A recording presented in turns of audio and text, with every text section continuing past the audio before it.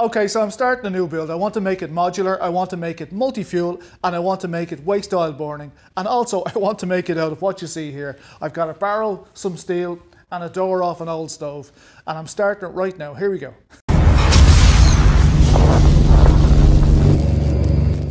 So the steel I have here, the barrel cost me a fiver, €5. The two upright pieces of steel, they cost me £5 each, so we're up €15 now. And the rest of the steel, including the stove door, I already had here. So this is going to cost me very, very little. I already have welding rods as well, so we'll try and keep it around €20 or so. But I'm going to end up with a waste oil burning stove for feck all money. Here we go.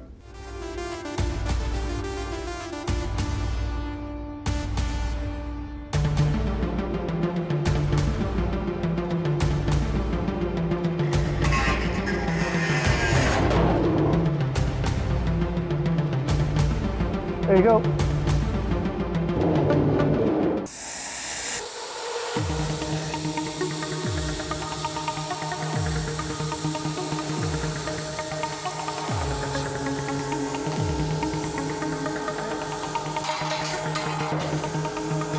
So there you go, that's the plasma torch. Really good, very, very handy to have. Great for cutting circles or just, you know, lashing through steel, which is brilliant.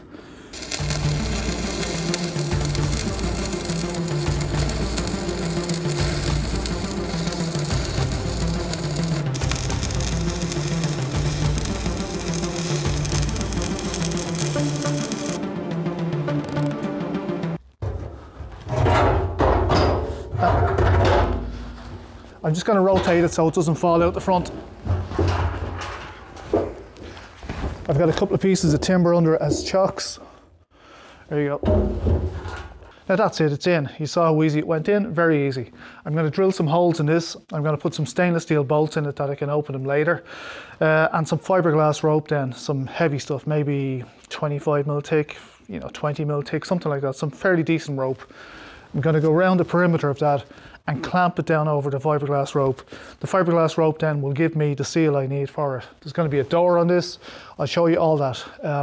But in the meantime, I need to make another one of these. So I just thought I'd show you how I make one. So this is my 2mm by 6mm flat iron, and I need to form the same radius, the same curvature as the drum. So I'm just going to start that. I'll start kind of pulling a bit of a bend on it, offer it up, and then adjust it as I go. That's it. I put some, you know, I don't know what it is, 40mm box section in the vise. This is only a small vise, but I've put that in there so I can kind of, you know, do this.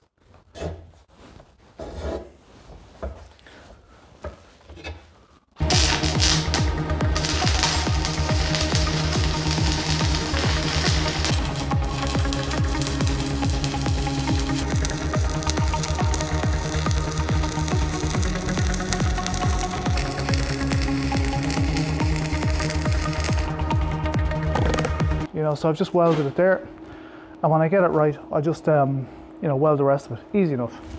Okay, so that's the setup. It's really hot now at the moment. The seam I'm going to put on the bottom. Okay, so I'm just going to put the flue connection on the back of this now, so it's easy enough. I'm literally just going to push it through. So, just reaching through.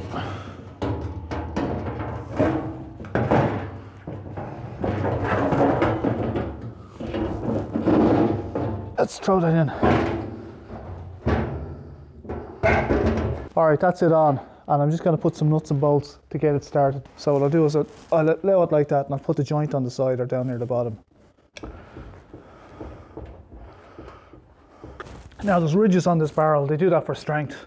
And I needed the fiberglass rope that when it's squashed, that it's expanded out, that there are no, you know, gaps. I don't see any air, and there's no way fumes can get out the side of it. It's going really well, it's going as expected. That's most of it done now. Now I'm just going to turn around this roof to make the bottom a bit easier to do.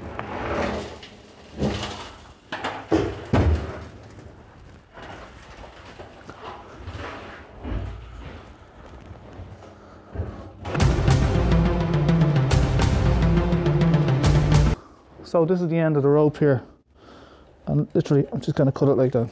Now just before I light the stove, lots of people have asked me for a close-up look at it. This is 6mm by 50mm flat iron and some 20mm rebar, 17mm rebar. And that's it, that's half of it, and it just goes in like this. I put it in at a bit of an angle, you know, it goes in at a slant like this, and then I just tilt it forward.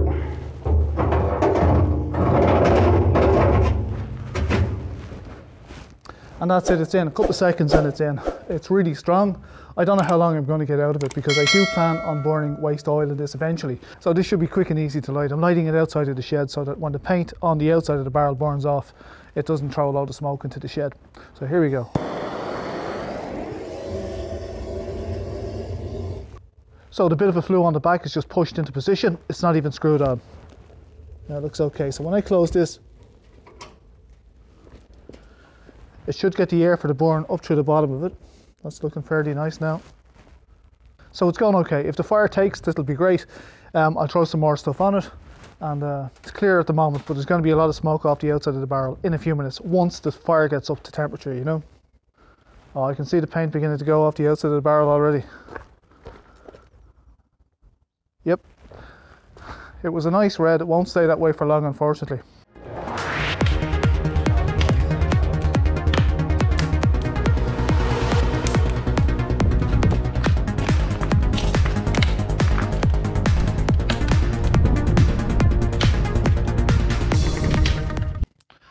Now I've made a couple of changes to the stove. I've set it up so that I can put these fire bricks in the front of it, and it's essentially just to narrow down the opening.